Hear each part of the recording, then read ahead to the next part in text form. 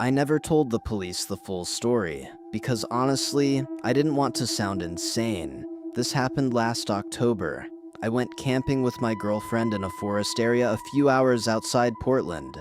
It wasn't a real campground, just one of those unofficial spots people online share in hiking forums. The drive there already felt wrong. No signal, no other cars, nothing. But my girlfriend was excited, so we stayed. We set up the tent right before dark, and maybe an hour later, the woods went completely silent.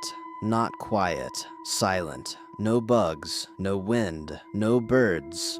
I remember looking at my girlfriend and saying, "Do you hear that?" Because your brain notices when nature suddenly stops making noise. She laughed it off at first. Then we heard the whistle, one short whistle, somewhere deep in the trees. A few seconds later, another whistle answered from a different direction, and then another, closer. I remember this horrible feeling hitting me immediately, because that wasn't random. It sounded like people communicating. My girlfriend got uncomfortable too, and asked if maybe hunters were nearby. At this point, it was already dark outside, pitch black, so we got inside the tent, and for maybe 30 minutes, nothing happened. Then we heard footsteps, slow footsteps circling the tent, not hiking, not passing by, circling us. Crunch, crunch, crunch. At one point, the footsteps stopped right near my head. I could literally hear breathing outside. Then a man whispered, "How many are in there?" I felt my entire body go cold, because he wasn't talking to us. He was talking to somebody else. And somewhere deeper in the woods, another voice answered, "Two." My girlfriend immediately started crying quietly. I grabbed my knife and yelled that I was calling the police. And the second I yelled, the footsteps started moving fast. Not away from us, around us. Multiple people, branches snapping everywhere, laughing, running between trees. At one point, something hit the side of the tent hard enough to bend the pole. That's when we ran. We didn't even put shoes on. We just grabbed the keys and sprinted for the car. And I swear to God, while unlocking the doors, I looked toward the trees and saw at least 4 silhouettes standing there, perfectly still, watching us. No flashlights, no phones, nothing, just people standing in the dark. We drove out of there so fast we nearly hit a ditch. But this is the part I've never been able to explain. About 20 minutes later, when we finally got enough signal to call police, my girlfriend realized her phone was gone. She thought she dropped it at the campsite. Then her phone lit up connected to the car Bluetooth. Someone had called her, unknown number. We both stared at the screen while it rang, over and over. Finally, a voicemail came through. There was no talking in it, just whistling. My younger brother refuses to talk about this now. Even when I bring it up, he changes the subject immediately. And honestly, I don't blame him. This happened during a camping trip in northern Arizona about 3 years ago. It was supposed to be a quick overnight thing, just me, my brother, and one of our friends. The area was pretty isolated, but not completely unknown. There were scattered campsites around the forest road, though most were empty when we got there. Everything felt normal at first. We set up the tent, made food, drank a little, typical camping stuff. Then around midnight, our friend Jake said he was going to walk a little down the trail to pee. Maybe 30 seconds after he left, we heard him yelling, not screaming, yelling like he was confused. Me and my brother grabbed our flashlights and ran toward the trail. Jake was standing there pointing into the woods. And at first, I didn't understand what he was looking at. Then my flashlight landed on it. There was a little girl standing between the trees, maybe 7 or 8 years old, no jacket, no shoes, just standing there, completely still. At midnight, deep in the woods, the second my light hit her face, she covered her eyes and turned away. And immediately, something about the situation felt horribly wrong. Jake started walking toward her, asking if she was okay. But my brother grabbed his arm and said, "Dude, where are her parents?" The girl still wasn't moving. Then she quietly said, "I can't find my dad."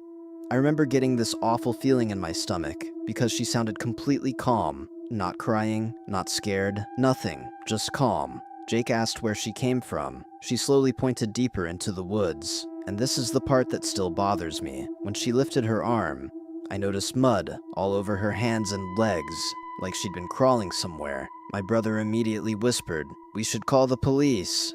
But there was no signal out there, none. Jake kept trying to talk to the girl while we argued about what to do. Then suddenly, she asked, "Can you help me find him?" and started walking into the trees. Not waiting for an answer, just walking. Jake instantly followed after her. My brother yelled at him to stop. I still remember exactly what he said. He yelled, "If there's a kid out here alone, something's wrong." And he was right. Something was wrong. Because maybe 15 seconds after they disappeared into the trees, we heard Jake screaming, not yelling, screaming. The kind of scream where you instantly know somebody is terrified. Me and my brother ran after him with our flashlights, and I swear to God, there was nobody there. No girl, no Jake, nothing, just trees. Then we heard crashing sounds farther ahead, so we kept running. Eventually we found Jake on the ground near this dried creek bed, completely panicking. He kept saying, "There were people watching us." At first I thought he hit his head or something. Then he pointed his flashlight toward the trees across the creek, and there were people standing there, at least 3, maybe more, perfectly still. I couldn't see faces, just silhouettes, watching us. Then one of them whistled, and the others immediately started moving through the woods. Fast, way too fast. That was enough. We grabbed Jake and ran straight back toward the campsite. And this is the part I've never forgotten. When we got back, all our camping stuff had been moved. Not stolen, moved. Our chairs were facing the woods, all 3 of them, like somebody had been sitting there watching our tent. And right in the middle of the campsite was the little girl's shoe. My girlfriend almost opened the tent. That's the part that still scares me, because if she had, I honestly don't know what would have happened. This was during a camping trip in Montana last summer. We weren't deep in the wilderness or anything. It was a public camping area near a hiking trail. Not crowded, but not isolated either. There were maybe 4 or 5 other campsites spread around the area. Everything was completely normal until around 2 in the morning. That's when we heard someone calling for help. A man's voice somewhere in the woods saying, "Hello." At first, it sounded far away. Then, "Can somebody help me?" My girlfriend immediately sat up. I remember checking my phone for the time because the voice sounded genuinely panicked. Then we heard branches snapping nearby. The guy sounded closer now. "Please, I think I broke my leg." At this point, my girlfriend wanted to go help him. And honestly, I almost agreed, because it sounded real. He sounded scared, but something felt wrong. The voice kept changing distance too fast. One second he sounded deep in the woods. The next second he sounded weirdly close, like he was moving around us. Then he said something that made my stomach drop. He said, "I can see your tent." Neither of us spoke after that. The second he said that, the entire situation changed, because now we knew he wasn't lost. He knew exactly where we were. My girlfriend whispered that we should call 911, but there was no signal. Then silence.